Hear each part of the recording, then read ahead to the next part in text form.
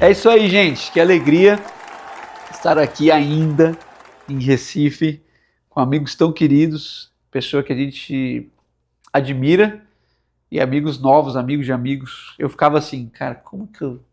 Não é possível que eu não vou ser amigo do Marcondes, meu Deus. Todos os meus amigos são amigos dele e eu te acompanho lá nas redes sociais há muito tempo, justamente por a gente ter esse caminho comum, que é, lógico, o tema desse nosso encontro, que é a unidade da igreja, dentre todos os textos que você pode abordar, mas para mim Efésios capítulo 4 pá, é o centro da nossa história, do nosso ministério Sal da Terra, você conhece bem. Sim, sim. Então, bênção, cara. Mas antes de qualquer coisa, se apresenta aí, vai que alguém ainda não te conhece, fala um pouquinho da sua história, o que você quiser.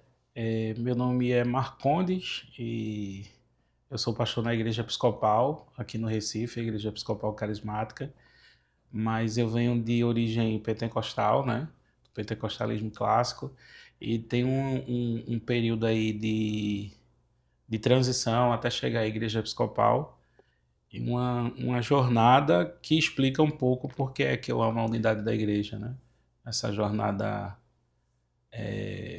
acaba justificando o meu Sim. interesse na unidade da igreja. Como que foi? Não era o tema, mas você falou me porque você foi para uma linha tão clássica e entre aspas tão distante.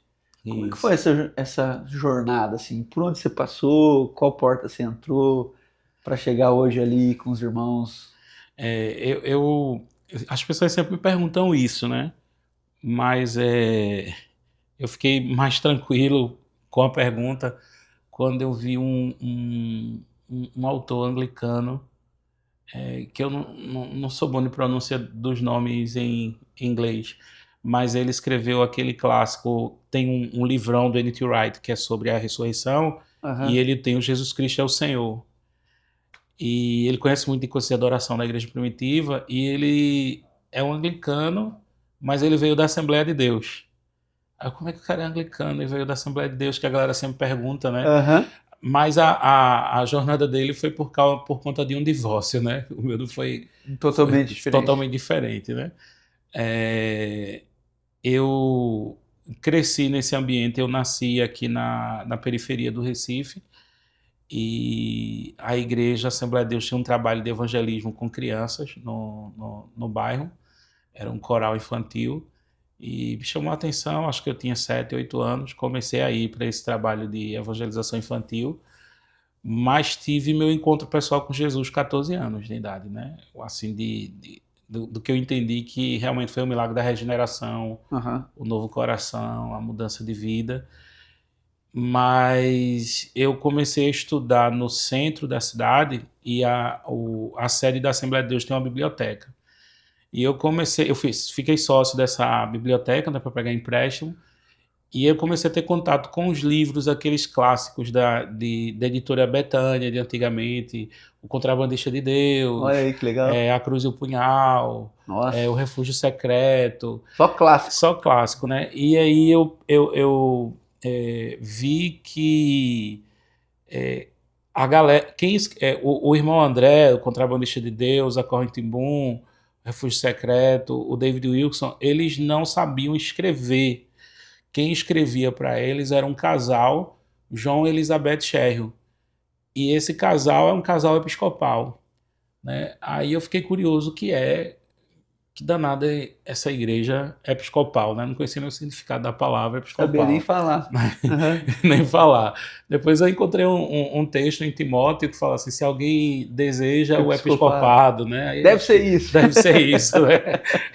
Deve ter relação com isso. Aí, mas desde aquela altura eu já começava a perceber, lendo os livros, é por isso que é bom a gente ler bastante. Eu sempre digo assim, que é muito pobre quem lê livros somente de sua tradição. Como era uma biblioteca de doação, a gente não tinha livros, não era uma biblioteca pentecostal, a gente tinha livro de tudo quanto Tudo. era tradição. Então eu tive esse privilégio de ter contato, mas assim, eu tenho amigos assim, reformados que só lê literatura reformada, Aham. pentecostal que só lê literatura pentecostal. E aí você cresce ali numa bolha, né? Aí você vai lendo e vai dizendo, pô, mas que estranho. Sim. Eu li um livro, Católicos Pentecostais. Que estranho, essa galera é católica Mas essa galera é crente. Que negócio doido, né? Ai, cara, Que negócio tem doido. como, né? Tem como, né? Ser católico e crente, que negócio estranho. Dá um bug assim na minha cabeça. Até que eu conheci a irmã Lídia, que ela participou até dos documentários sobre Sim, fé sim. não fingida, né? E tal. A irmã Lídia, ela era uma pessoa que viajava muito na época. Hoje ela tem 80 anos, mas ela já viajava muito na época. E ela foi me explicando algumas coisas assim que abriu a cabeça, né? Ela disse: Meu filho, você acha? Ela abriu o texto de Apocalipse que diz que naquele dia haveria uma grande multidão de toda tribo, língua e nação diante do trono, né? Você acha que no céu só vai ter gente da Assembleia de Deus, do Ministério de Pernambuco? Porque quem observa esses usos e costumes é Pernambuco, porque Rio de Janeiro e São Paulo já é diferente os usos e costumes, né? Você acha É um só céu para cada um. é um céu para cada um, né? Você acha? Ela foi contando como que na África os costumes com relação à roupa era diferente, a liturgia era O diferente, canto, a o dança. canto, a dança na Coreia do Sul. Aí ela disse que quando foi para o Congresso Mundial da Assembleia de Deus na Coreia do Sul, aí ela viu aquelas lideranças femininas americanas com aqueles brincos de argola na orelha, maquiada, batom, foi um choque para ela. Depois ela viu um ministério de jovens tatuados com skate, não sei o que, aquela coisa toda. E ela disse assim: meu filho, a fronteira é muito mais.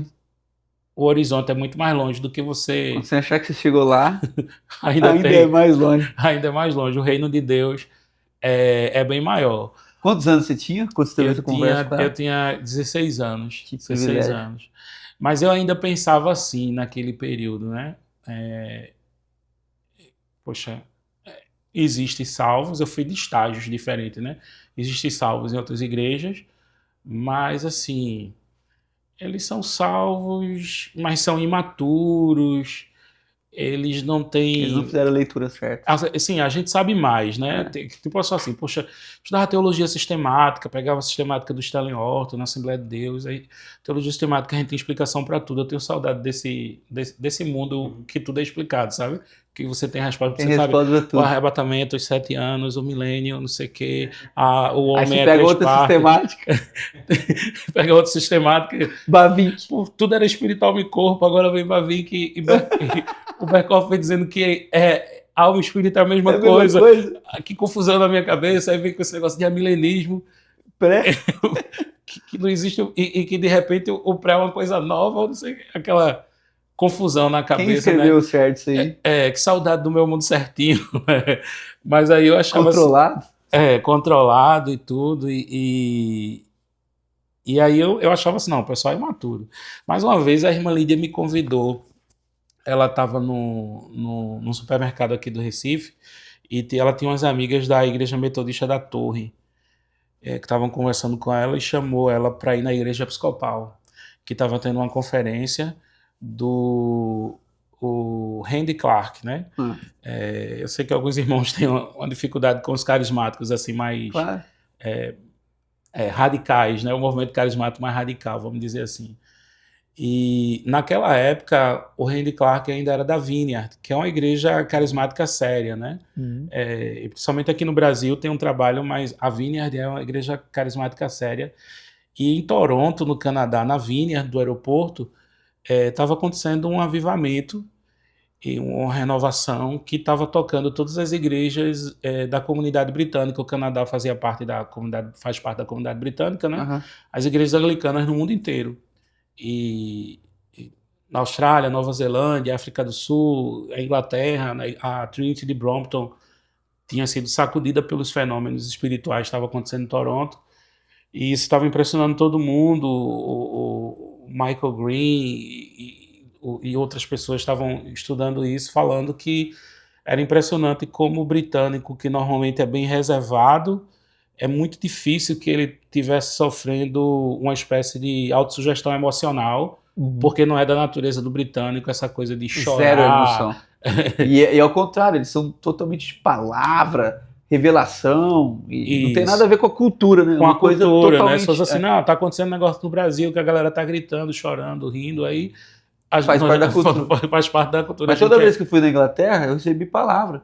eles sempre têm uma revelação, uma palavra, eles choram orando, e na vida normal, Normal, todo aqui, mundo. ó, tudo controlado, então não pode ser algo natural, né? Natural, exatamente.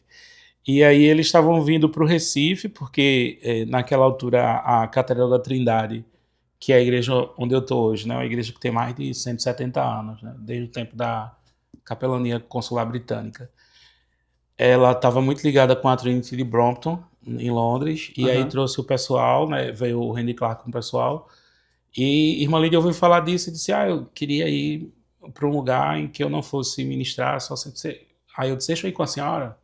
E aí eu fui com ela, né, para esse evento.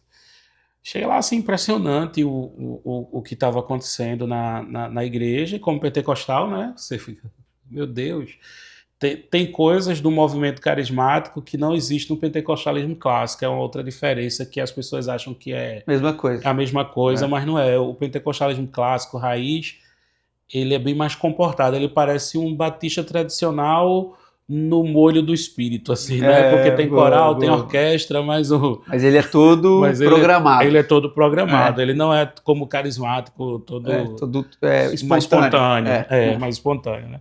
E aí eu vi aquilo tudo acontecendo lá na catedral e eu decidi voltar no outro domingo. E aí eu voltei no outro domingo, tinha uma mulher sentada do meu lado, estava me ouvindo cantar, aí achou que eu cantava bem, me chamou para cantar no coral de lá. Eu achava que ela era do coral, ela não era do coral, eu acabei entrando no coral e foram uma série de circunstâncias que foram me empurrando para dentro da igreja episcopal, ao mesmo tempo que a Assembleia de Deus estava mudando a liderança aqui no estado para uma liderança mais fechada, né? O último pastor era mais aberto. E o novo pastor, ele era mais fechado com relação ao contato com outras igrejas. E eu estava entrando na universidade também, no curso de Ciências Sociais da Universidade Federal, e a universidade me cobrava, né, o pensar, e a igreja tolhia o pensar. Hum. E na igreja episcopal eu fui encontrando um lugar onde eu podia pensar com liberdade. Ela tinha vários ramos dentro dela, o Uhum, carismático, uhum. o progressista mais liberal, o evangelical, o reformado, daqueles puritanos mesmo, tem tudo dentro da igreja episcopal. E aí, você, poxa, eu posso esticar, ter um núcleo central de doutrinas aqui e posso esticar um pouco no meu pensar, né? Uhum. E ali, mas eu achava muito estranho a liturgia, parecido com a Igreja Católica, a hóstia, o batismo infantil, e eu não tinha compreensão dessas Sim, coisas, né? claro. O batismo infantil e tudo. Leitura responsiva. E quando eu fui falar com o presbítero da Assembleia de Deus para pedir permissão para participar do Ministério de Louvor da Igreja Episcopal, ele disse assim, depende de qual Igreja Episcopal. Aí eu disse, não, a igreja do Paulo Garcia, que é um pastor, um bispo bem conhecido aqui, né? Aí ele falou, Paulo Garcia pode, porque Paulo Garcia é crente. Excelente. E como, Se fosse se o fosse o outro. outro, ele não permitia, né? E como ele é bem evangelical, Dom Paulo era assim, amigo do John Stott, do Michael Green, de uma linha mais evangelical dentro da comunidade anglicana. E aí eu vim para a igreja nesse período e fui entendendo aos poucos. É engraçado que as pessoas acham que eu fui entender a corrente sacramental via literatura católica, mas não. Foi nesse mesmo período que a gente estava tendo no Brasil um levante assim do novo calvinismo, não é o neocalvinismo holandês, o novo Aham, calvinismo americano, assim, aham. tipo, Voltemos ao Evangelho, fazendo legenda de John Piper, Hum. Paul Washer, É. e a editora Fiel começou a vender aquela coisa toda, Começou Vida a Nova, fiel com o congressos. Congresso Fiel, o Né? Congresso Vida Nova, e aí eu descobri o calvinismo, né, e ali, quando eu li a Confissão de Fé de Westminster, aí eu vi que existia uma tradição sacramental dentro do protestantismo, que até chamar sacramento não era uma coisa que era fora do protestantismo, o presbiteriano da Confissão de Fé de Westminster chama de sacramento, é um meio de graça. E que a Santa Ceia não era só um símbolo, ela era realmente... Não era memorial, era um sacramento. Memorial, era um sacramento, e era uma presença espiritual de Jesus, presença mística. Mística ali presente. E o batismo comunicava uma graça preveniente. Aí fui entender como era que as crianças eram incluídas na aliança e tudo, e isso me fez, assim, preparou meu coração para entrar dentro da igreja episcopal e fazer a confirmação, né? Mas ainda não era a ideia do que realmente é a igreja episcopal. No seminário teológico foi que eu conheci, eu tive professores, padres ortodoxos, que foram me apresentando literatura de patrística. Eu comecei a estudar patrística, aí eu já fui no nível para além da reforma, descendo mais. Aí eu fui descobrindo que o negócio era bem antes, que Calvino, Lutero e a galera não tinha inventado a roda, e que eles tinham bebido lá atrás, né? E muitos anos. eu fiquei, meu Deus, quando eu vi assim que tudo que Calvino construiu em torno de união mística vinha de São Bernardo de Claraval, e da primazia da graça e de predestinação vinha de Santo Agostinho. Sim. É claro que há diferença, não era a mesma coisa, mas foi um amadurecimento. Não aí, foi inventado, aquilo era uma corrente. Aquilo era uma corrente. Aí isso me fez assim, foi um processo, não foi assim, de pentecostal para episcopal. É um longo processo de entendimento, onde primeiro veio assim, veio a vida comunitária, ela aconteceu antes do entendimento do que era a igreja. A igreja episcopal é uma igreja muito amorosa, muito relacional. Ela teve influência nos anos 90 do movimento discipulado argentino, que fundou as comunidades, que influenciou o Sal da Terra, o pessoal... Movimento da Restauração. Isso, Movimento da Restauração, Imitian, Juan Carlos Ortiz, com aquele livreto dele, o Discípulo, né? Todo mundo comer junto. Todo mundo lia aquele negócio ali. A igreja orgânica, relacional e tudo, né? Então a igreja episcopal tinha muito isso.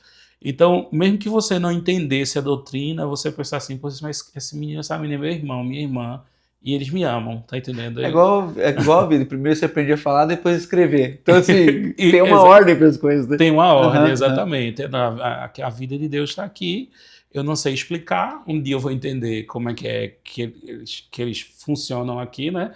E eu fui entendendo no processo, e hoje, assim, é curioso porque foi devolvido, eu não tive uma experiência de ruptura.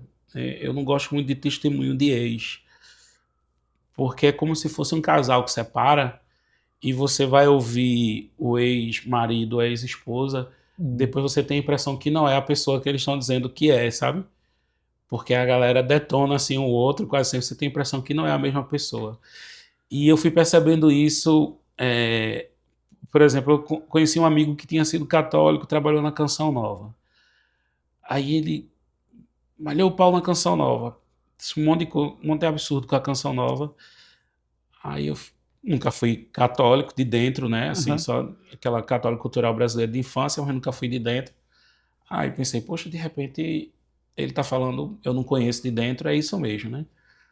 Aí outro dia eu vi uma freira que foi evangélica, metendo pau nos evangélicos. Né? E tudo que ela falava... Eu, como evangélico, sabia que era verdade o que ela estava falando. Mas eu pensei assim, mas não é só isso que ela está dizendo. Ser evangélico não só é essa coisa ruim que ela está dizendo. Ela está omitindo a parte boa. Ela está só mostrando, destacando, sublinhando a parte ruim.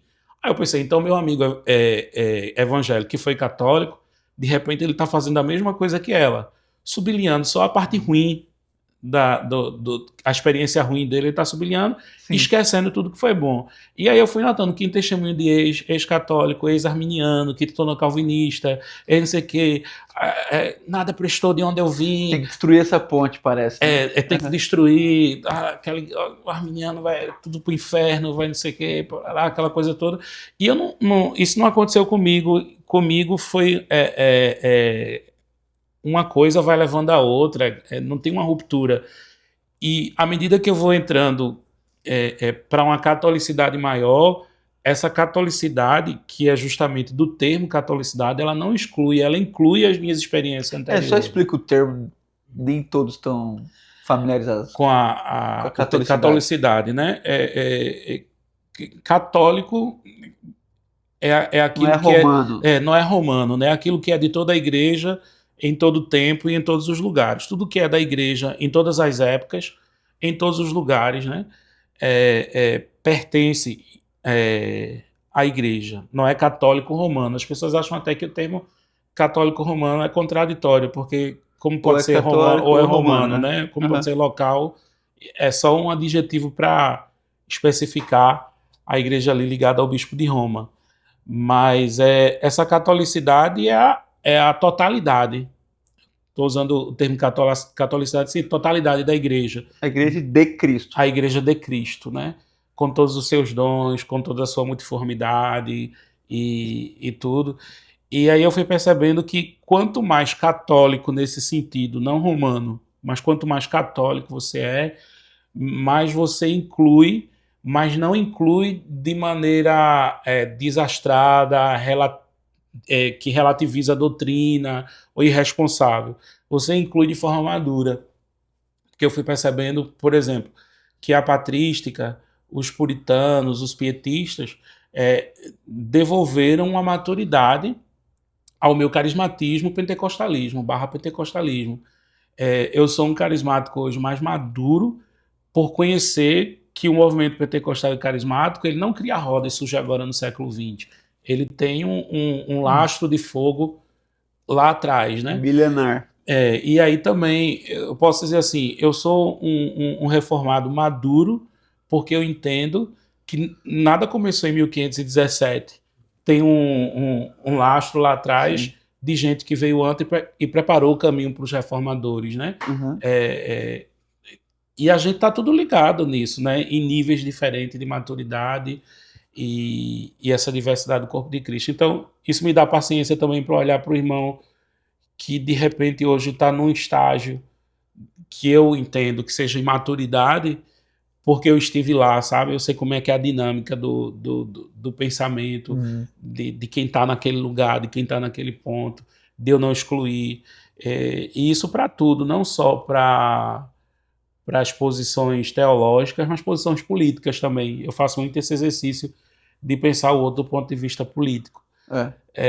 Eu sei que isso é bem controverso, mas, por exemplo, essa semana a gente está com esses acontecimentos que aconteceu nos Estados Unidos e tal, e a gente vê assim, e olha que as eleições só são no próximo ano, né? E talvez tudo piore ainda mais, né?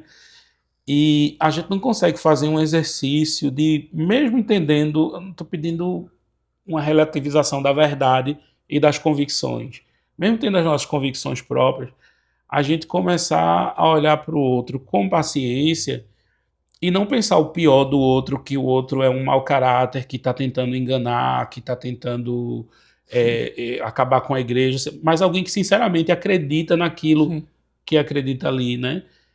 E que, de repente, com diálogo, com paciência, com oração, com convivência, a gente pode fazer o outro caminhar junto com a gente de um ponto A para um ponto B, um ponto C, onde a gente também vai amadurecer. Claro. Porque o outro tem alguma coisa que também eu preciso aprender, né, na ênfase dele. Uhum. Mas aí a gente taxa logo de fascista, comunista e exclui do relacionamento. Só tem dois tipos de gente. Só tem dois tipos de gente, fascista, comunista, e aí não dá para dialogar e crescer, né? Sim. E como você se classifica hoje, então, quando alguém te pergunta qual que o Marcondes é um carismático, reformado, como é que você colocaria isso?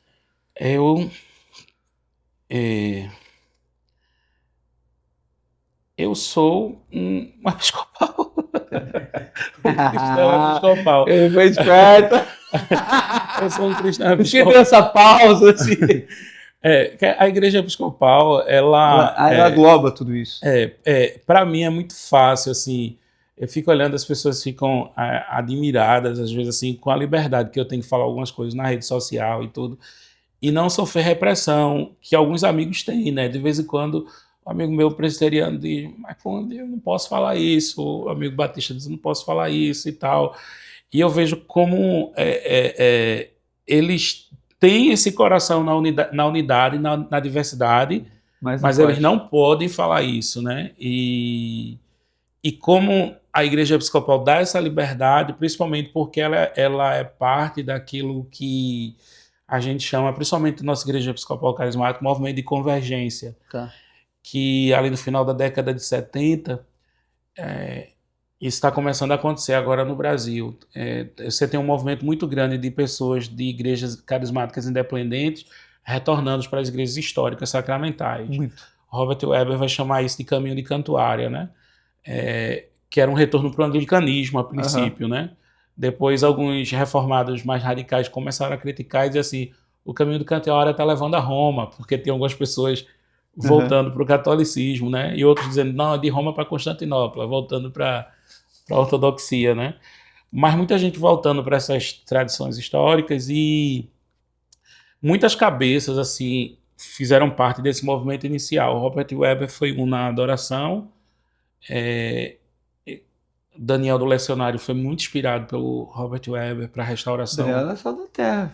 Tava lá com o Carlão, né? Com o Carlão, para a introdução do Lecionário. O Pedro Dutti foi também. muito mais aceito do que eles pensavam. Você sabe da história, lógico. Sim, sim. Foi lá, acharam que aquilo era para a igreja local e de repente aquilo explodiu, ganhou outra né? proporção. Explodiu também. Pedro, naquela época também do Mosaico, né? No livro da Igreja Sinfônica, ele faz um trabalho todo em cima do movimento de convergência do Richard Foster, Sim. o Rios de Água Viva, as 6 tradições e tudo. E eu tenho um print de ouro, que é uma palestra do Pedro com os slides do Robert Weber, assim. Aí, do isso vale movimento de dinheiro. convergência. Hoje vale Pô, uma e grana. onde estava você em todo aquele movimento mosaico, cara? Do Mosaico, eu acompanhava de longe pela Não internet. acredito, cara. Não estava perto, não acompanhava de longe. Tudo rodou mais em Goiânia também. Eu estava só observando. Fizemos São Paulo, não, fizemos vários lugares, cara. Foi. Fizemos lá junto Sim, com o Eric na Âncora. Na Âncora. Eu acho que vocês Junto estiveram com o Marcos algumas vezes Almeida, aqui em Recife. Aqui em Recife. Com o Por Guilherme, causa do né? Também. Ah, E você... o Pijama sempre vinha por aqui, né? De vez em Sim, quando. estava aqui esse tempo atrás. Vinha sempre Benção, aqui na e igreja. você falou uma coisa, cara, eu tô aqui sim mais quieto, porque você falou uma coisa muito séria para mim, que é as pessoas entendem todo movimento como ruptura e não como amadurecimento. Sim. E talvez proposta de Deus para cada pessoa, né? Eu também, cara, eu falo sempre assim, Deus foi muito generoso comigo. Meu pai de tradição presbiteriana, minha mãe de tradição metodista, depois daquele movimento todo, restauração, o início das comunidades dos anos 80, Sim. meus pais se casam e vão para comunidade, tal, ZAF, aquela coisa toda, né?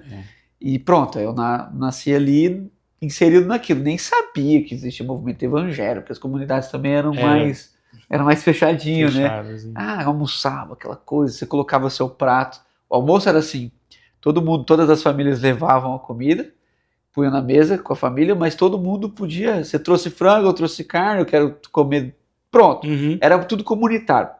Lá pelas tantas, uma ruptura lá, meu tio pastor presbiteriano, irmão do meu pai volta para presbiteriano, eu já tenho 12 anos, 11 para 12. E aí foi igual você, até isso, cara, 14 anos, que parece que é uma idade ali, que quase todo mundo entende o evangelho, né? E aí, Jesus, aquela coisa, seriedade, seminário, Jovens da Verdade, pum, Brasil, mundo. Aí aquela coisa, quinta-feira bola de neve, sexta-feira Batista tradicional, sábado porque anglicano. nos Jovens da Verdade tu vai ter contato com a diversidade do corpo de Cristo, né? Tudo, né? Tudo. E aí pensa no choque, cara. Menino presbiteriano do interior, de que sai de uma comunidade que nem sabia que existia vida. Igreja evangélica. O cara eu nem sabia o que era evangélico, velho. Os caras acham que é mentira. Os caras acham que é mentira. Eu vou no acampamento, tocando, resgate. Aí o cara bota lá, e eu, que é isso, cara? Aí o cara, é resgate. Resgate do quê? Depois Diante do Trono.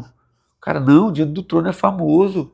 Eles lotam estádios, e tem DVD, né, fita na época.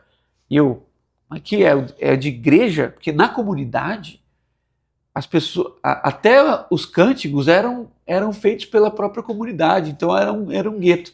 Só para você entender a caminhada. Isso é uma crescente, cara.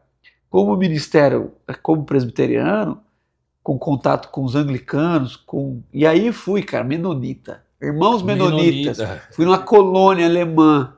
em Paraná? Vitimarsum, perto de Curitiba. Você já esteve Sim, lá? sim, nós já ouvi falar, né? Fui lá, cara, com o alemão. Depois fui em do de Bagé, como que chama? Daqui a pouco eu lembro. Divisa com o Uruguai, Colônia. Colônia alemã dos Menonitas, que eu fui descobrir que eram Menonitas, irmãos Menonitas, que eram coisas diferentes, pra mim era tudo igual. Eu tratava eles como tudo irmão e descobri que eles eram primos, né? Então, tipo assim. E eu brinco com eles, né? E o presidente dos irmãos Menonitas fica tentando me converter sempre, assim, para ser irmãos Menonitas. Aí eu fui percebendo que havia um cisma na igreja, porque a gente não sabia disso. Sim. Falei, caramba. Aí eu fui numa presbiteriana, numa batista, o cara me chamou de primo. Aí eu saquei, aí eu fui brincando com isso. Até que eu fiquei grande, né? Pastor, aquela coisa. Aí um pastor batista foi me apresentar de primo de novo. Tá aqui um primo nosso, que batista e presbiteriano brincava que era primo, porque aí assembleiano é primo de segundo. Não, quadrangular de terceiro, e aí os outros nem se falam. Aí o cara vai lá, tá aqui nosso primo aqui e tal. Aí eu peguei o microfone e fiquei, uma brincadeira, depois o pessoal entendeu. Eu falei assim, gente, cheguei aqui, cara, tinha uma informação tão triste. Aí eu falei assim, por quê? Não, eu cheguei aqui, o irmão me chamou de primo. Fiquei meio magoado, porque eu sei bem que é meu pai, gostaria tanto que ele fosse de vocês também. Então assim... Quebrou os caras. Não, mas foi nessa brincadeira. Aí eu vi a beleza, cara. Quando eu tive lá com o Eric, na Anglicana, na época que chamava, não sei se mudou de nome, mas lá na Âncora, e o Eric me deu uma cruz, cara, com Jesus, mano. Foi a primeira vez que eu peguei uma daquela na minha mão, assim. A hora que ele me deu, eu não sabia se nem se podia pôr no bolso, assim. O que ele faz com isso? Pra não magoar Jesus. Não, se meu pai me vê com um negócio desse na mão, aí eu deixo ele meio escondido lá na igreja, porque se alguém ver aquilo... E aí o Pedro, o Muniz, conhece sim, o Pedro sim, Muniz? o Muniz, conheço. O Pedro veio falar comigo sobre isso. Dani, você sabe por que às vezes a gente tem esses tipos de cruz diferente e todas elas lá tal, e até com Jesus tal. Aí eu falei, esse cara, aí ele foi me explicando. E eu fui vendo beleza. Aí eu fui conhecendo mais vocês. Fui na quadrangular, vi beleza. Fui recentemente na Bola de Neve, conheci um pastor de muita beleza. No meio presbiteriano, muita beleza. E sempre aquela coisa que Paulo Júnior trabalha bem, as riquezas e as pobrezas, né? Quanto que a gente se enriquece. Aí eu fiquei seguindo você e falei assim, cara, preciso conversar com o Marcondes. Mas eu tenho uma pergunta difícil. Porque você é mais inteligente que eu, então quando alguém me perguntar, aí eu vou falar que fui eu que falei. Então é o seguinte, cara, qual é o limite da unidade? Isso eu sou tão questionado. Você pincelou isso aí agora há pouco. Mas quando eu batizei em Deus esse programa de proposições, é justamente por isso. Eu falei assim, irmão, faz 20 anos que eu viajo. Eu vi de tudo, cara. Eu vi de tudo. Vi de tudo não, eu vi de tudo que eu vi, né? E você tem realmente certeza que a leitura é a tua, cara? Você vai mesmo me dizer, você vai pegar a história inteira e você é que fez a leitura? Então eu não tenho essa ousadia, arrogância, talvez coragem. Mas eu também sei que há um limite, que há princípios que norteiam a nossa fé. Para você, assim, se alguém te perguntasse qual é o limite da unidade da igreja? Eu penso em 3 limites, assim, fundamentais, né? Um deles, assim, para mim, é o principal. Mas, assim, primeiro, a ortodoxia doutrinária. Mas o que seria essa ortodoxia doutrinária? Porque as pessoas dizem, a doutrina divide. Mas o que seria essa ortodoxia doutrinária? O evangelho. E o evangelho no sentido mais reduzido naquilo que Paulo coloca em 1 Coríntios 15, quando ele diz assim, antes de tudo, eu preguei a você o evangelho. Então o evangelho é que vem antes de tudo. Aí ele diz, é pelo evangelho que vocês são salvos. E aí ele vai dizer qual o conteúdo desse evangelho. O conteúdo desse evangelho não é governo de igreja, não é pastorado feminino ou não, não é forma de Tipo de batismo, batismo. não é nada disso. O conteúdo do evangelho é que Cristo morreu pelos nossos pecados, ressuscitou ao terceiro dia, como diz as escrituras. Então, a Ele é o cre- único Salvador. isso, a crença no senhorio de Jesus, que é a sua divindade, né? Jesus disse: se vocês não crerem que eu sou, morrereis nos vossos pecados. A crença que Jesus é Senhor, que Ele é divino, Aham. é fundamental. Não posso ter unidade com quem não entende que Jesus é Deus. Padre Raniero Cantalamessa, o cardeal, ele está dizendo assim: a divindade de Jesus é a coluna fundamental de todas as doutrinas cristãs. Você tira ela, você quebra até a doutrina da Trindade, Hum, porque ele é o Deus o Filho, né? Mexe até ali. sim. Então ela é como se fosse a coluna de um corpo. Ela está ali dentro, né? E que ele morreu pelos nossos pecados. Não é tanta a explicação de como é que foi a expiação, Sem Cristo limitado, Victor, ilimitado. ou se é limitada, limita Cristo Victor, substância penal, Aham. é que ele morreu pelos nossos pecados. É o que a Escritura afirma sobre o que aconteceu na morte de Jesus, e não a nossa especulação de 2000 anos sobre o significado do que do que seria, Aham. Distantes, né? puxando versículos aqui, aqui, ali, procurando o que está implícito no texto e não o que está explícito nas Escrituras. Pronto. Porque Deus não esconderia o plano de salvação em enigmas na língua grega, hebraica, aqui e ali. Como C.S. Lewis diz, Deus não se faz de entendido com a lavadeira. O evangelho precisa ser algo que Para alguém todos. simples, para todos, entenda. Aham. Morreu pelos nossos pecados, ressuscitou. Então, a ortodoxia, esse núcleo, né, alguns outros vão estender esse núcleo para o credo niceno, o credo apostólico. Tá aqui, Né? ó. Eu ia soltar o credo aqui. Você tá falando, creio em Deus Pai, creio no Filho Todo-Poderoso, padecer lá, nasceu da Virgem Maria, tá. É isso. E É subscrever o credo. o credo. Aí, isso basta para eu dizer assim: Daniel, você é meu irmão porque você confessa essas coisas. Mas aí tem um outro lugar, essa é a ortodoxia, é a ortopatia, quer dizer, o coração correto, né, os sentimentos corretos. Quem tem muito isso é mais o pietista, que é aquela experiência mística de eu olhar para você e reconhecer um irmão. Sim. João diz assim que aquele que é nascido de Deus ama o que dele é gerado. Parece que quando a gente encontra pessoas que são de Jesus, a gente tem um amor por elas que a gente não sabe explicar e nem explicar. E aí a gente encontra isso e a gente não sabe explicar. E quando a gente bate o olho, como um amigo meu que era de uma igreja de restauração nas casas, ele estava em Washington e aí um padre ortodoxo ajudou ele a consertar o carro e ele viu Jesus no cara e ficou chocado porque ele estava vendo Jesus no cara, tá entendendo? Ele tinha um discernimento espiritual e ele estava vendo Jesus no cara. E aí choque mental, filosófico, com a praxis. E não é uma questão de você ter um católico ali que afirma o credo niceno apostólico, mas de repente é um cara que honra o Senhor com os lábios, mas tem o seu coração distante. Então, esse coração irregenerado, ele pode ser presbiteriano, batista ou católico. Ele não é meu irmão simplesmente porque afirma o credo. A gente diz, você vê o católico aqui no Brasil perseguiu os evangélicos, quebrou tudo, principalmente aqui no Nordeste. Mas isso aconteceu no Texas. Os batistas no Texas quebravam a igreja católica, a igreja ortodoxa, incendiava tudo. O pastor da Universal lá, chutando a santa. A Ku Klux Klan quebrava tudo quanto era igreja católica, eles incendiavam no Texas.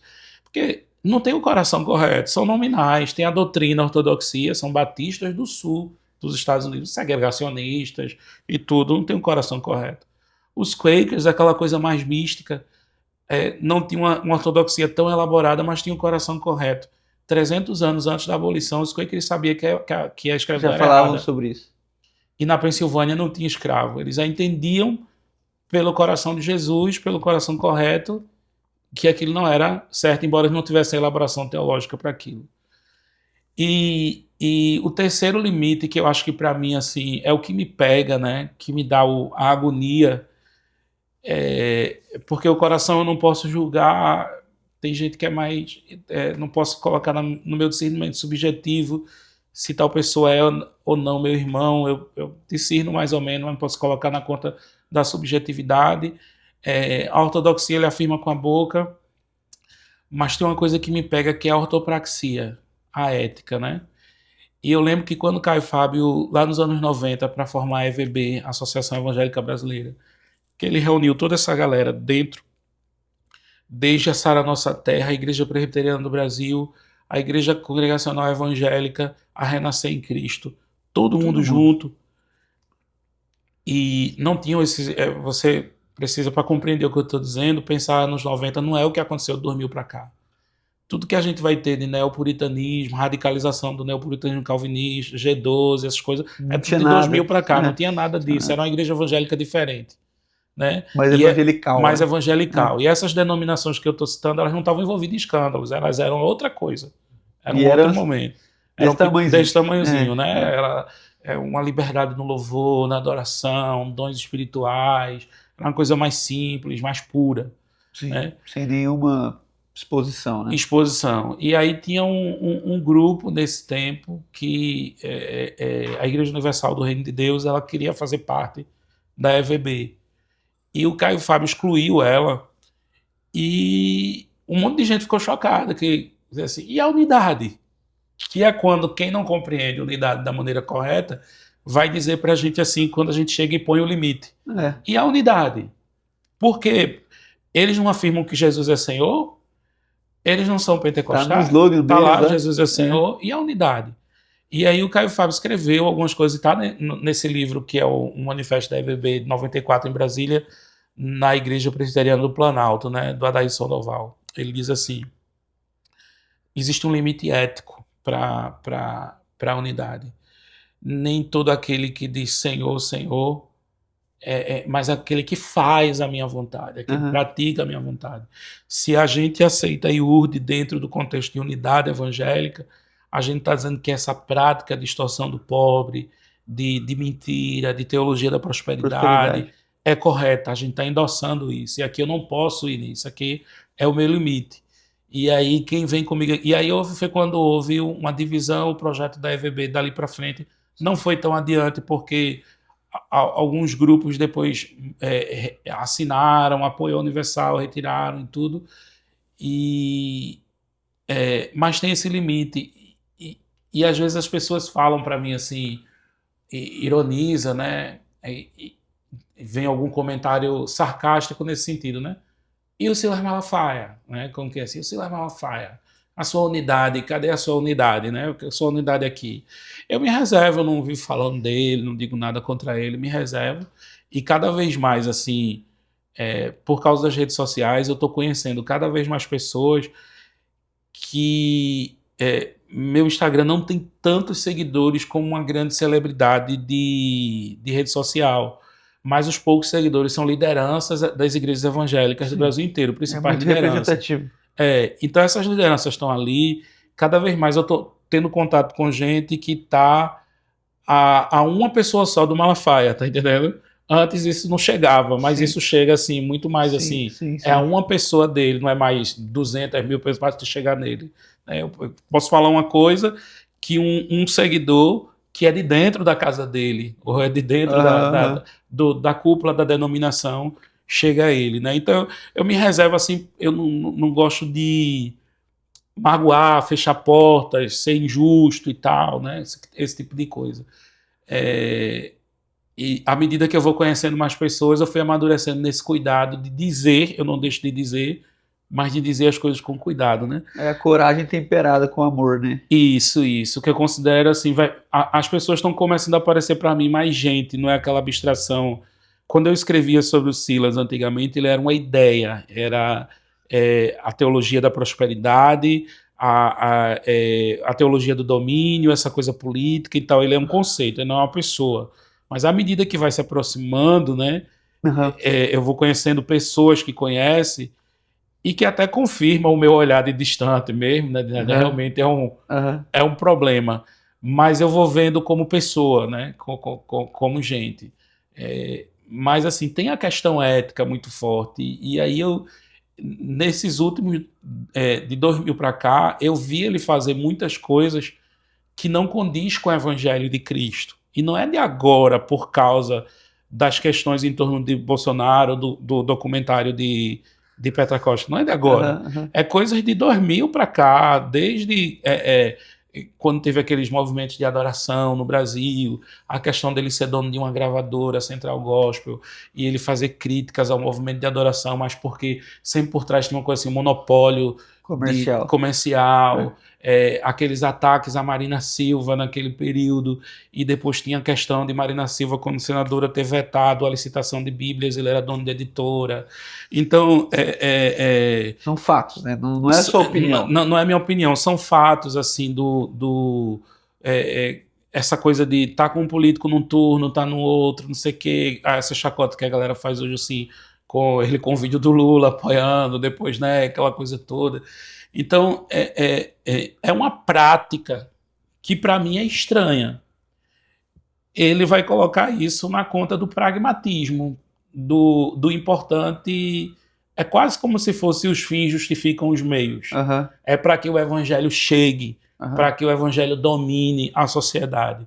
Mas aí eu prefiro não ter unidade com pessoas que estão nesse caminho. E aí eu deixo isso bem marcado, que a ortopraxia é importante, não é só falar que Jesus é o Senhor, ter o credo correto, mas viver de acordo com o evangelho de Jesus, tem uma praxe, né? Sim. Tem uma praxe. E é um caminho muito difícil, né? Porque você vê, quem teve essa coragem primeiro foi o próprio Caio Fábio, né? Isso. E ele foi muito criticado. Isso, e na época ele foi Se eu não me engano, talvez você sabe disso melhor que eu, mas a presbiteriana demorou algum tempo para realmente dizer que a Universal não era uma igreja. Foi, e o Caio Fábio disse isso muito antes. Muito antes. E ele também passou a ser essa pessoa dentro desse próprio cenário. Cara, assim, eu concordo, obviamente, com o que você está dizendo. Acho que, às vezes, a gente precisa mesmo ter coragem e de dizer. Mas mesmo que eu tivesse coragem de dizer algo sobre alguém, eu não faria feliz. Eu não faria feliz. Sim, sim. É triste não sabe pensar que aquele cidadão não é o meu irmão. Não há prazer em mandá-lo para o inferno. Não há prazer em afirmar isso, né? E eu vejo hoje, você vê mais do que eu, porque você está mais exposto nesse tema, o ódio, cara. O ódio, assim, uma vontade de que dê errado para no fim a gente só dizer, tá vendo? Isso. Eu avisei, sabe? Pessoas amaldiçoando pessoas. Quantos amigos, não podemos falar, mas depois a gente pode, né? Mas quantos amigos não foram amaldiçoados, cara? Simplesmente porque entenderam uma trajetória nova na vida deles. Isso. Porque eu conheço pessoas que foram amaldiçoadas assim, no nível de seu filho vai nascer com câncer. Sabe, umas coisas assim, você nunca mais vai... Eu tenho um amigo que ouviu do pastor da congregação dele que se ele saísse da denominação, ele nunca mais teria um convite para pregar, que o Brasil ia fechar as portas para ele. Então, eu acho que se isso for verdade, eu ficaria triste, né? A gente não Você sofre, cara, por isso? Sofre. Eu não consigo nem escrever. Por exemplo, isso que você falou, eu vi que você escreveu, que você trouxe vários dados. É porque você vai lançar, já vai ter passado esse hype. Mas dessa questão do assassinato lá nos Estados Unidos e aquela coisa toda, você trouxe vários fatos ali de onde o irmão congregava e etc. Tal. Sim.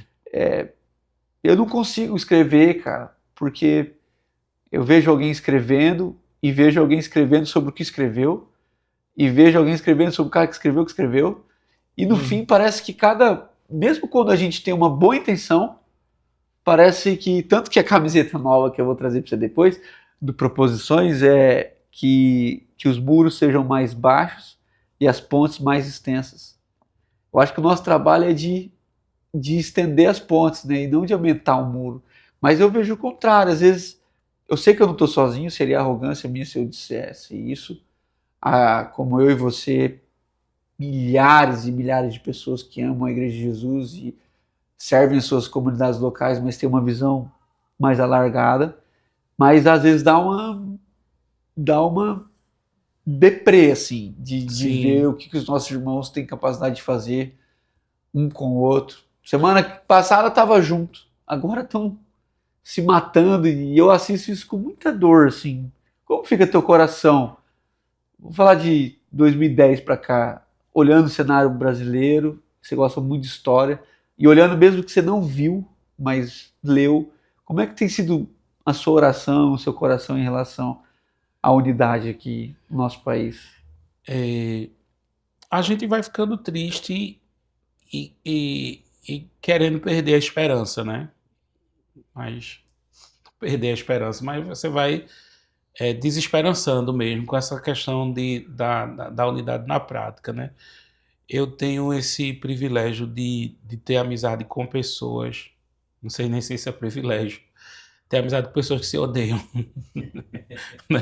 Eu De, acho que eu até sei de quem você está de falando. ser gostado por pessoas que se odeiam, né? Elas se odeiam, mas gostam A de gente mim. consegue sentar nas duas mesas, né? E É elas, difícil pôr os irmãos juntos, né? e elas gostam de mim, mas se odeiam. E aí eu fico naquele. Isso dói, né? Como é que tem que ter esse coração na reconciliação e não dá para fazer muita coisa porque eles não se escutam e aí não Quase que tem que forçar, né? não se escutam. Eu respeito A dor de cada um. de cada Não um e concordo. tal. É que quando você diz assim, aquele pastor doido na internet de extrema direita fala coisa grosseira, eu não queria diminuir o impacto, a responsabilidade das coisas que ele diz, do como diz e tal. Pô, mas eu tive com ele e eu vi as filhas, vi a esposa, eu vi a igreja, e não é só isso É isso. da internet, tá entendendo? Ninguém tá comendo com ninguém. A É. impressão é muito distante. Aí depois o povo fala assim, não, aquele jovem maluco que tá copiando o Kivitz e não sei o que e tal, ela é muito relativista. Só que eu tive com esse jovem e ele não é só isso, ele É isso tem aí. um coração no Senhor e uma trajetória de vida, né, onde você é apontado por todo mundo e o único lugar onde você encontra abrigo é no Kivitz, que abraça você e acolhe você. E ninguém fez isso, tá entendendo? Eu fico olhando a história da galera nessa E mais de perto, né? e mais de perto, tá entendendo? E aí eu consigo compreender onde é que as pessoas chegaram ali, a história e tudo, sem fazer esses julgamentos a partir de textos e twitters congelados no tempo ou dos prints, né? As Ou de pessoas comentário do mudam. comentário. É. Eu brinco com essa questão de prints de ouro, mas as pessoas mudam. As pessoas ainda 10 anos atrás estavam abraçadas com uma pessoa e outra hoje Não, é outra. e outra, nós, graças a Deus, né, que a gente vai sendo transformado, né? Eu chamo proposições porque eu mesmo sei que daqui 5 anos eu vou dizer, não acredito que eu falei isso. Exatamente. Mas parece que não há essa humildade, porque o que o Paulo fala lá em Efésios 4 é que uma das características da unidade é a humildade. Não dá para ter um coração orgulhoso na unidade. Não tem como, cara. Você Uhum. pode ser um cara de convicções profundas e humilde. Sim. E parece que no Brasil não combina, né? Parece que os nossos irmãos que são muito convictos são arrogantes, né? Isso. E isso ganhou uma dimensão. Eu lembro um dia que eu chamei 2 caras que são desses aí que você falou, que não sentam na mesma mesa. Mas eles pregaram na mesma igreja, que é a nossa. Não juntos, né? E se for juntos, eles não iam. E aí, quando eu chamei um, que era de extrema não, mas era mais, um viés mais, entre aspas, de esquerda, escutei algumas coisas de pessoas, claro, de direita. E aí, quando eu chamei outro cara, um clássico da direita, publicamente, escutei coisas da esquerda. Eu falei assim, gente, não dá pra agradar todo mundo não. Só que foi pior. Tinha um cara que mandou uma mensagem, tava até indo na sua igreja hoje, mas não vou poder ir porque vi quem vai pregar, foi o cara de esquerda falando da direita. E ele falou assim, vi quem vai pregar e fiquei com medo. Tem medo do quê? Medo de morrer. Meu Deus. Tem medo de morrer, como assim? Não, porque, vou só falar o que ele falou, tá? Porque eu sou pobre e preto. E vai que esse cara me mata. Mas sabe o que eu respondi pra ele? Do jeito que você tá me falando aí, eu acho que é você que mataria ele. Que isso, cara? Uhum. Que ódio é esse? Assim, vamos, põe na mesa e filtra lá, não serviu para você? Por outro lado, aconteceu quase a mesma coisa do outro lado, quando foi o irmão mais de esquerda, que você gosta dele, e eu sei que você gosta também dos dois. E aí o cara da direita falou assim, não dá para ser membro aqui, cara.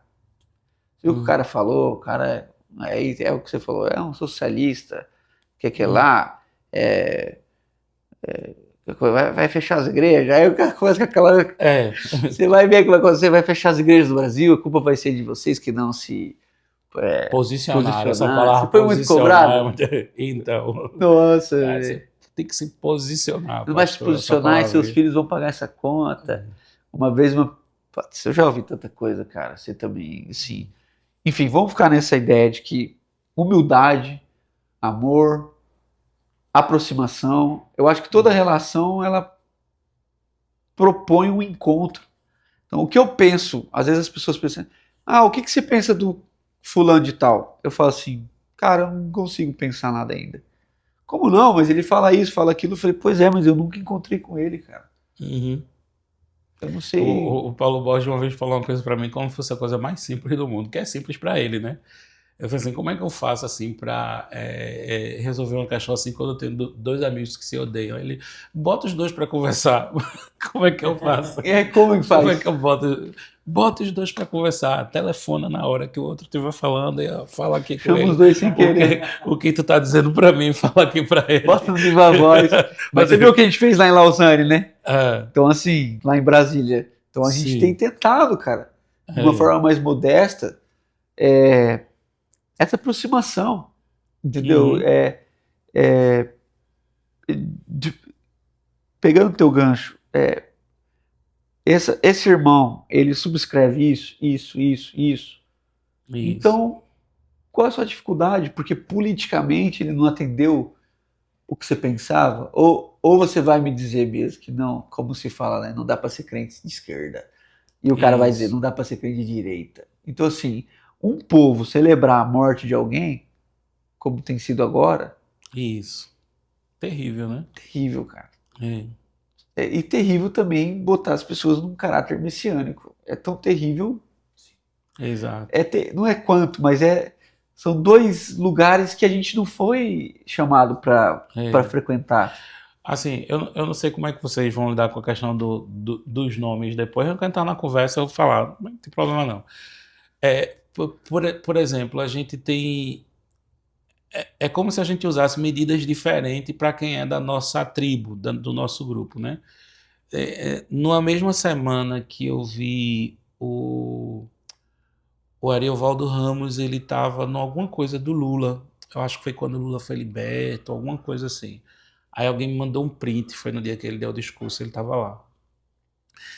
E aí a galera da direita evangélica revoltada, que ele estava lá, né? Esculachando ele e tal, dizendo um bocado de coisa com ele. Ariovaldo, na doutrina, na teologia, ele não tem nenhum problema na teologia. Na ortodoxia dele, ele é limpinho. Mais tradicional Mais tradicional do que uma vez quando tava aquela febre do Clubhouse, os meninos que colocaram ele para falar depois nem liberaram depois o áudio de tanto conservadorismo que existe em Ariovaldo, que a gente disseram assim, não, ele já tá tão queimado, ele já tá tão queimado à direita que vai terminar de acabar ele com a esquerda, pelas coisas que ele tá dizendo aqui. O povo então, de esquerda não já liberar. não tem mais o Ari, porque ele não subscreve tudo, principalmente essa questão da sexualidade. Ele fala as coisas assim, ele falando no Clubhouse, ortodoxo, um monte de coisa e tal, né, ortodoxo. No entanto, ele amou a ideologia e foi com tudo, né? Abraçado com o PT ali dentro. Aí nesse mesmo dia, acho que tem alguma coisa do Bolsonaro, alguma coisa. Aí tá uma pessoa que eu estimo muito, que eu amo muito, uma mulher de Deus, piedosa, que tem uma história assim. Muita gente tem críticas teológicas a ela, mas não a vida íntegra dela, Valnice Milhomes. Ela é amiga pessoal de Michele Bolsonaro e ora na casa dela e tal. Ela tava lá na posse, aí alguém printou e mandou uma foto dela atrás, assim, do presidente Bolsonaro na frente falando, e ela com a Michele, do lado da Michele atrás, mandou. Valnice também, se a gente for pensar nas doutrinas centrais, Valnice é uma batistona. Valnice formou aqui no Seminário Educadoras Cristãs, primeira missionária da Junta Batista Brasileira. Toda a teologia dela, você assistindo, olhando, é uma batistona, é uma senhora batista, uma missionária Clássica. batista clássica, né? Até aquela roupa das missionárias de antigamente e tal, aquela coisa toda, é uma batistona. Mas também ela tem, como a Ari tem esses pontos cegos, ela tem os pontos cegos, né? E eu conheço ela, parece que ela não consegue enxergar determinados aspectos dali do que a gente chama de bolsonarismo. Uhum. E a Ari parece que também não consegue enxergar determinados aspectos ali do petismo. E isso é hoje o que a gente está vivendo. Mas se você for lá para trás, quando eu descobri que George Whitefield era escravocrata, não era que ele era a favor da escravidão, não. Ele tinha escravos. E ele era a favor da escravidão porque ele tinha negócios. Como é que você lê? Né? E, no entanto, a vida de Deus, essa coisa da ortopatia, dos sentimentos, do coração, né? Uhum. Ele foi uma das cabeças do primeiro grande despertar. Suas pregações e tudo, né? Jonathan Edwards também, mas o Edwards só tinha escravos. E o George Whitefield fazia lobby pela escravidão. E não era que assim, o homem do seu tempo era ignorante. Não, porque tinha o Wesley, que era abolicionista, e dizia a ele que escravidão era errado. Sim. Então você pode dizer assim, não, a cegueira do Ari é porque ninguém avisou. Não, teve gente que avisou. A cegueira da Valnice é porque ninguém avisou. Não teve gente que avisou. Mas a gente tem alguma ponto cego. Da nossa ponto cego, da nossa humanidade. Eu vou ilustrar. Você estava falando. Invencível que não tem. Você estava falando, eu vou ilustrar. Sabe a imagem que me vem na cabeça quando você falou? Você lembra quando a gente pegava aqueles livros 3D? Que o único jeito de você ver o negócio era se fazer assim, aí as figuras aparecer. Tem coisa, amigo, quanto mais perto você tá, mais cego você fica. Sim. Tem coisas tem figuras que você só vai ver se você se distanciar um pouco. E a igreja é dinâmica. Uhum. Então, vamos dizer, só Jesus não tinha ponto cego. Então, a crise de Pedro com Paulo, ponto cego, não era fundamental, elementar. Maldade de Pedro. Maldade. Pedro vai falar, rapaz, as coisas que Paulo escreve são difíceis de entender. Mas ouçam, né? Ouçam, leiam com amor, porque ele é um cara importante. Então, assim, cara, é bom saber que Deus está construindo através da sua vida aqui, uma comunidade que você bem falou, que não começou ontem, que tem um lastro gigantesco, e que você tem somado demais. Então eu vejo você uma hora, Carol Basso lá, o pessoal gosta muito de você. Recentemente você estava lá em Santo André, recentemente não, faz acho que 1 ano já, mas você estava lá na Dínamos. Eu não consegui chegar lá, eu moro do lado, cara, do lado, assim, acho que 1 quilômetro. Não consegui chegar para falar com você, fiquei chateado. E tenho visto esse seu esforço. Aí depois você vai lá, o Daniel Palomo, sim, super falando de espiritual. Você. Aí depois vem o Paulo Júnior tá aqui, depois vem o Matheus, aí o Thomas. Aí sei que o Daniel Guanais vai estar aí também na sua congregação. E a nossa igreja é assim, a gente tem o Daniel Guanais uma semana, no outra semana a galera da Bethel ministrando dons espirituais. Os meninos do Candeeiro estavam lá esses dias. Candeeiro na semana e Shores of Grace no outro. E como que explica para os membros, assim? Há alguma confusão? Não, eles não têm, porque eles já são educados nessa perspectiva, né, do movimento de convergência, que era o que a gente ia falando, né, das 3 correntes, um rio, né? O Richard Lovelace, que era um mentor do Tim Keller, né? Tinha essa ideia de que a igreja que alcança uma cidade é uma igreja que ela tem essas características, converge. Ela é carismática, ela é sacramental e ela é evangélica, né? A convergência desses 3 principais afluentes do cristianismo. Então a gente só conserta depois. Quando a Bethel veio, houve vários exageros, negócio de profético e tal, e aí a gente conversa com todo mundo e vai corrigindo o que foi dito. Mas é igual falou na Doc, a mesma coisa. É melhor corrigir do que impedir. Do que impedir.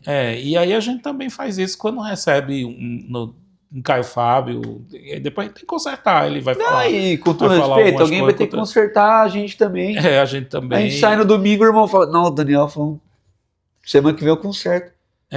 Ou todo mundo tá pronto e nunca vai precisar ser consertado. E a gente vai melhorando, né?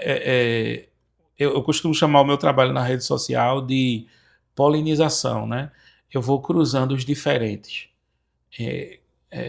Cruzando sementes diferentes que vai dando nascimento a coisa nova. Então, já teve gente, assim, acho que desde 2010 que eu estou fazendo isso, né? Começou lá no Facebook e tal. Então, aqueles que não vão desistindo, vão continuando, eu noto como eles mudam, assim, 10 anos depois, muita gente dizendo assim, poxa, teve um rapaz de São Paulo que disse assim, olha, pediu para alguém, peça para o Marcondes me desbloquear, porque eu fui um imbecil com ele, né? Hoje eu tô assim, e tal. E aí eu vejo também muita gente que era muito radical, era aquele carismático, judaizante, radical. Hoje mudou, né? Ele vai enxergando através dos textos, das coisas, que existe vida além daquele grupo dele. Aquele reformado radical. O que é que eu faço? Eu pego um texto do Lloyd Jones, eu pego um texto do Edwards, que é o que fala ao coração deles. E aí vou mostrando um Bavinck dizendo que um arminiano é o irmão em Cristo. Aí dá o bug na cabeça do cara. E isso vai fazendo a polinização, as pessoas vão amadurecendo. Você está falando dessa aproximação. E lá com o pessoal da Dínamos, eu tenho elogiado muito o André, meu amigo, o Dênio, meu amigo, e eu tenho falado isso para eles. Assim, o André é muito gente boa. Vocês conseguiram, cara.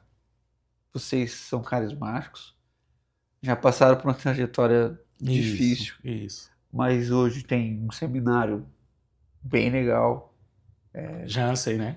Cara, o Jansen é top. É top demais. É o reformado, né? O Jansen é o reformado. Aí o Jansen e tem um culto vibrante, evangelical, parada clássica, apelo e louvor e ao mesmo tempo uma palavra centrada. E por que os caras estão assim? Porque eles saíram, eles foram ver, né? Eles saíram. Então o que aconteceu com a gente?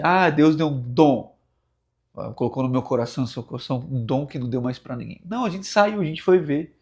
Então a gente viu a beleza do presbiteriano, do batista, do metodista, como viu a feiura de todos eles e eles viram a nossa.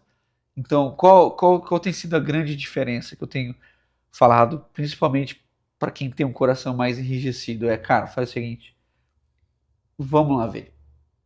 Vamos comigo, semana que vem eu vou em tal lugar, vamos comigo, vamos lá ver, vamos pegar nos irmãos, vamos sentar com eles, vamos ouvir as histórias.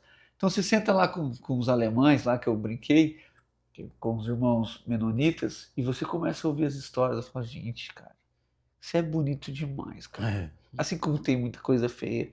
Aí você senta aqui no interior, aqui no sertão, desse estado mesmo, e é aquele documentário que você participou, a beleza daquilo foi...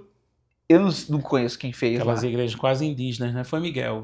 Mas você viu, cara, você participou. A beleza daquela simplicidade.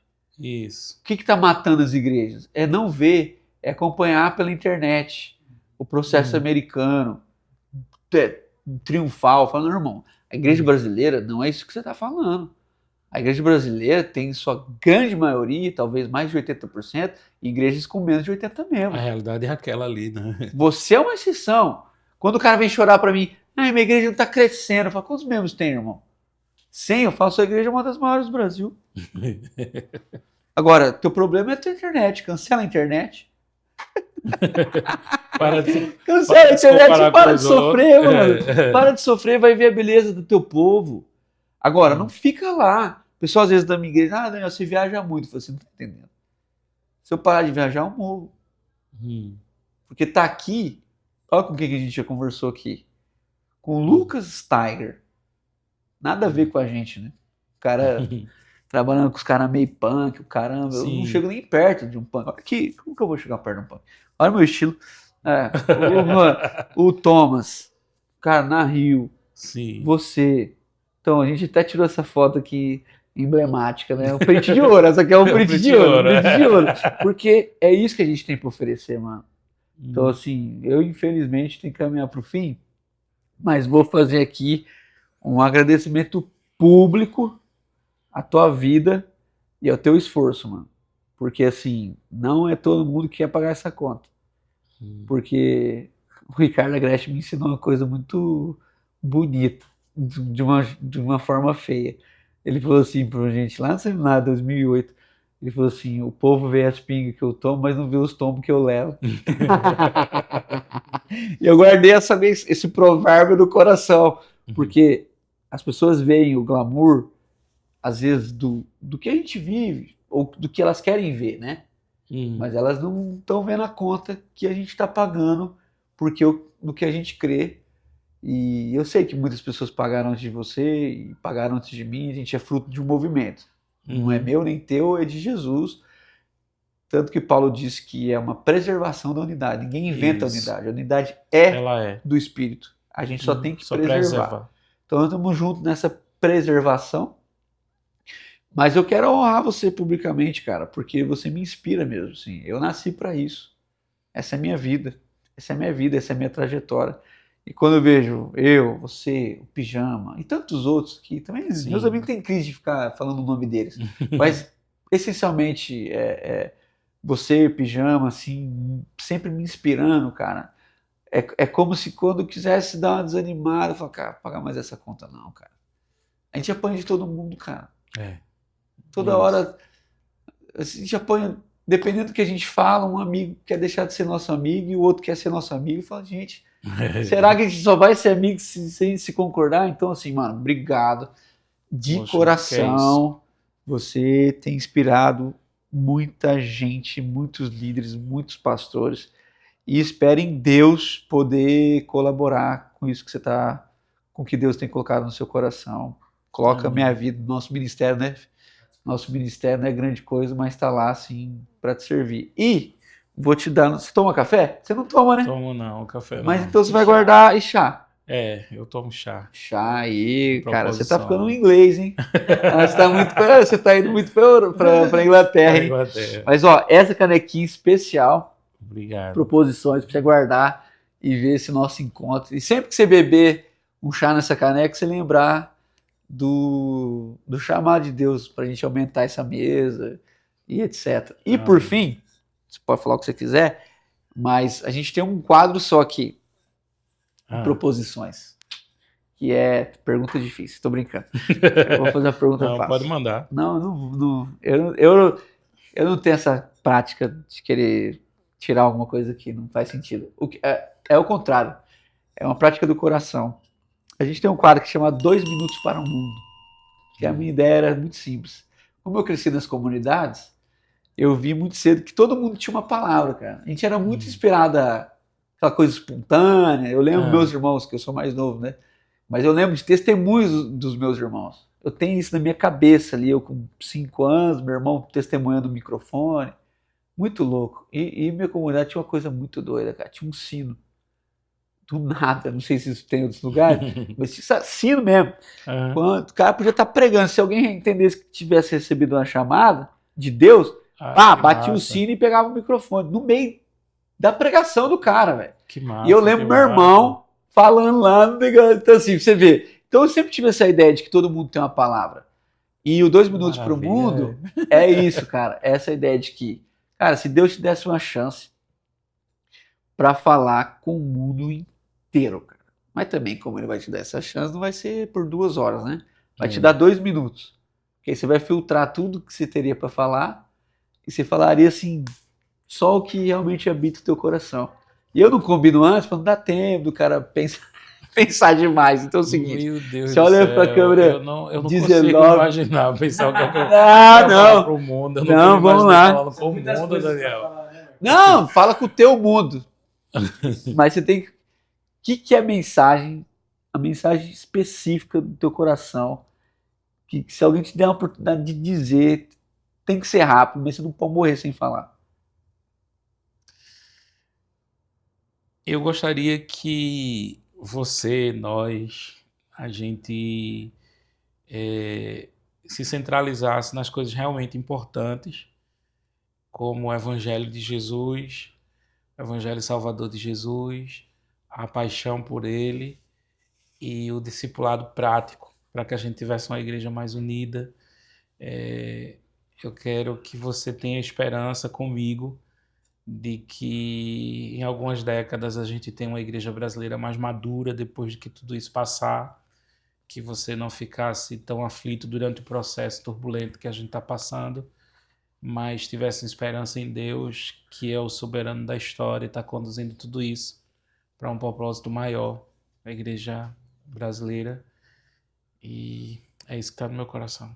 Cara, muito obrigado. Você sabe a alegria que eu tô de poder gravar esse conteúdo com você, porque a unidade é um dos pilares desse projeto. Eu te agradeço. Vai ter parte 2, 3, 4, 5, se Deus quiser. Amém. E a gente vai ficando por aqui. Espero que você tenha entendido com o coração aberto, né? Pelo amor de Deus, né? Coração aberto.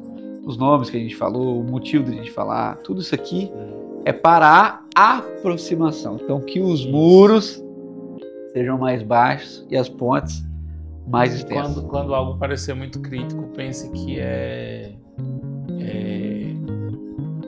não é sobre a pessoa, é sobre questões que impedem a unidade da igreja.